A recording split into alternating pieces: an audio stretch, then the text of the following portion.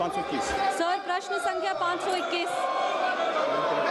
माननीय अध्यक्ष जी, उत्तर सदन के पटल पर रखा गया है।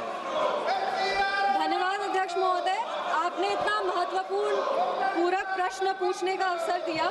सबसे पहले मैं अपने यशस्वी प्रधानमंत्री श्री नरेंद्र मोदी जी और माननीय रेल मंत्री अश्विनी वैष्णव जी का आभार व्यक्त करना चाहती हूँ कि इस बजट में उनके ऐतिहासिक नेतृत्व में बिहार को लगभग रेलवे विकास के लिए 10,379 करोड़ का रिकॉर्ड बजट आवंटित किया गया है। मैं हमारे माननीय रेल मंत्री का भी विशेष रूप से आभार व्यक्त करूंगी कि बिहार के रेल विकास के लिए वो लगातार गंभीरता से काम करते आ रहे हैं। महोदय, मेरा पहला प्रश्न है कि मेरे क्षेत्र के यात्रियों के सुविधा के लिए उससे जुड़ा हुआ एक प्रश्न है। मुजफ्फरपुर से आनंद विहार जाने वाली सप्त क्रांति एक्सप्रेस का रैक मुजफ्फरपुर में लगभग 11 घंटों तक बिना किसी उपयोग के खड़ा रहता है। मेरा प्रश्न है माननीय रेल मंत्री जी से और रेल मंत्रालय से कि क्या रेलवे इस खाली रैक का सदुपयोग करते हुए सप्त क्रांति एक्सप्रेस का समस्तीपुर तक मार्ग विस्तार करने पर विचार करेगी ताकि वहां के यात्रियों को दिल्ली तक बेटर कनेक्टिविटी और बेटर रेल सुविधा मिल सके। माननीय अध्यक्ष जी, माननीय सांसद महोदय ने बहुत ही महत्वपूर्ण प्रश्न रखा है और जिस तरह से माननीय प्रधानमंत्री श्री नरेंद्र मोदी जी ने पूरे देश में रेलवे के विकास के लिए रिकॉर्ड बजट एलोकेशन किया है, उसका लाभ भी बहुत मिला है। जैसा कि माननीय अध्यक्ष जी, रेलवे गरीबों की और मध्यम वर्ग की सवारी है और ये जो इन्वेस्टमेंट पिछले कुछ वर्षों में, पिछले एक दशक में हुआ है, उसका लाभ देश भर में रेलवे का सभी गरीब से गरीब व्यक्ति को और मध्यम वर्गीय परिवारों को मिल रहा है। अभी जो कल फाइनेंशियल ईयर कंप्लीट हुआ उसमें रेलवे ने रिकॉर्ड 76,352 76,352 स्पेशल ट्रेन चलाई है और अब डेली 25,000 गाड़ियाँ रेलवे के नेटवर्क पे चलने लगी है और रिकॉर्ड 1,670 मिलियन मेट्रिक टन का कार्गो भी रेलवे ने इस साल अचीव किया है और रेलवे के 50 साल के इतिहास में सबसे कम कॉन्सिक्वेंशियल एक्सीडेंट्स इस साल रहे। माननीय अध्यक्ष जी, 16 कॉन्सिक्वेंशियल एक्सीडेंट्स रहे।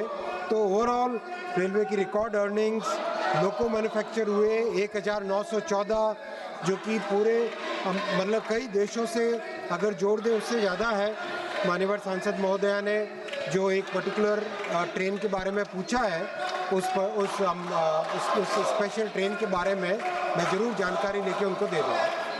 माननीय सदस्यगण, ये प्रश्नकाल है और प्रश्नकाल के अंदर सभी दलों के माननीय सदस्यों के महत्वपूर्ण प्रश्न आते हैं।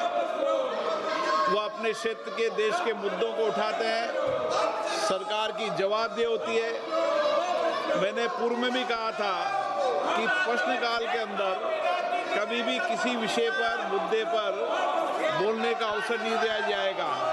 आप जिस FCRA के विधेयक की चर्चा की बात कर रहे हैं, ये विधेयक जब विशेष सूची में आए, जब आप विरोध कर सकते हैं। अभी ये तो आप कुछ बोलना चाहते हैं? माननीय स्पीकर महोदय, हमारे केरल के MP मेरे ख्याल से गलत फहमी में ये हंगामा कर रहे हैं। जैसे स्पीकर साहब ने कहा, एक मिनट सुन लीजिए, ये FCRA अमेंडमेंट बिल पहले इंट्रोड्यूस हुआ था, इसीलिए आज सूची में आया है।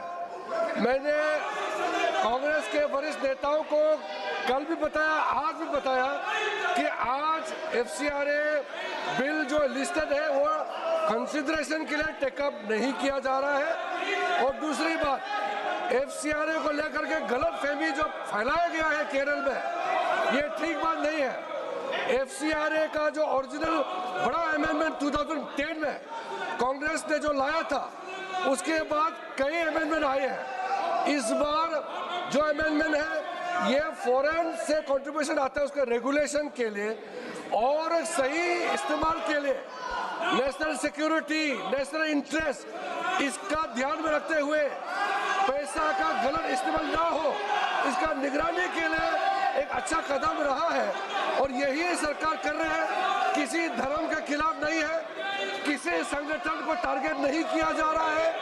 यह केरल में चुनाव को देखते हुए कांग्रेस और कम्युनिस्ट वालों ने गलत बात को फैलाया गया है। The Congress and Communist Party are misleading the people of Kerala about the FCRA, which is not correct. Please don't mislead the House. Please don't mislead the people of Kerala for the sake of election. सदन की कार्रवाई आज 12 बजे तक के लिए स्थगित की जाती है।